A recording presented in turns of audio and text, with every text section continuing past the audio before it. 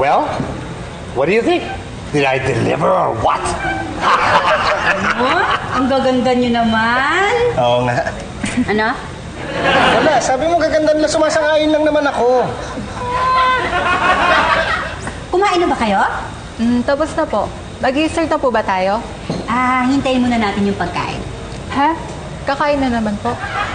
Iba yung kanina merienda yon. Ngayon, yung paparating naman, hapunan. Ay, tingnan na natin baka nandyan na. Hoy! Tommy, ano ba? Halika na! Okay. Oo, nagkakain na naman. Anong oras magsisimula yan? Hay nako, sigurado late na naman. Nakita mo naman yung Hermana natin, di ba? Mukhang ayaw magutom. Aabot pa ba tayo sa Caloocan? 10 pa naman start dun eh. Kaya naman, ano sis, tara puntahan na lang natin. Sige, at least doon may premyo. Dito ay wala naman. O tara sis, tara na. Tara. Teka. Exit. Saan kayo pupunta? Sa Miss G Caloocan, sama ka? Bakit ako sasama? Eh di ba dingga ka din? Ako?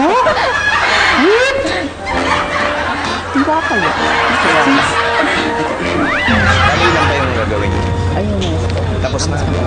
Ano na lang. Excuse me! Sandali lang. Mukhang magiging maganda ang Santa Cruzan natin ngayong gabi. At gusto ko ring kunin ang pagkakataong ito upang pasalamatan ng isang taong kung hindi dahil sa kanya ay hindi mangyayari ang lahat ng ito. Palakpakan natin at pasalamatan. Walang iba kung hindi si Elsa.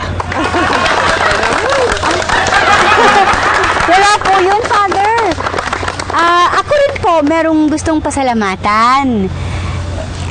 Alam naman nating lahat na hindi ko kayang gawin ang lahat ng ito kung hindi dahil sa suporta at pag-aasikaso ng aking mahal na kapitbahay, si Beng!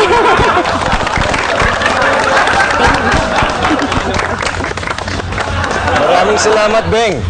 Oh, sige, pagpatuloy nyo na yung ginagawa ninyo. Ay, sige po, thank you po.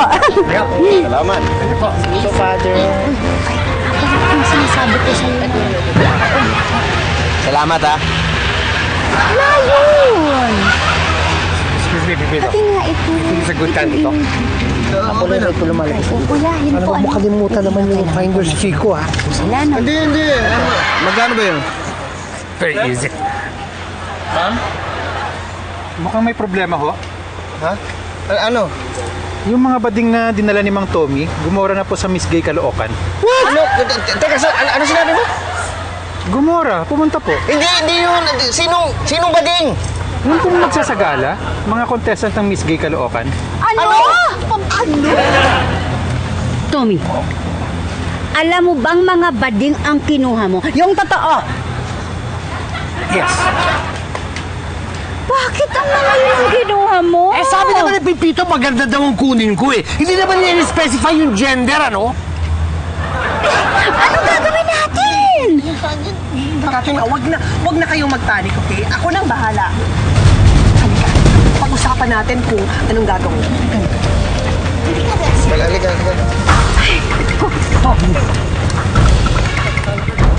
Wait! Bakit? Tignan mo to. Saan mo nakuha yan? Doon sa mga nagsasagala. Talaga? Oh! Ew!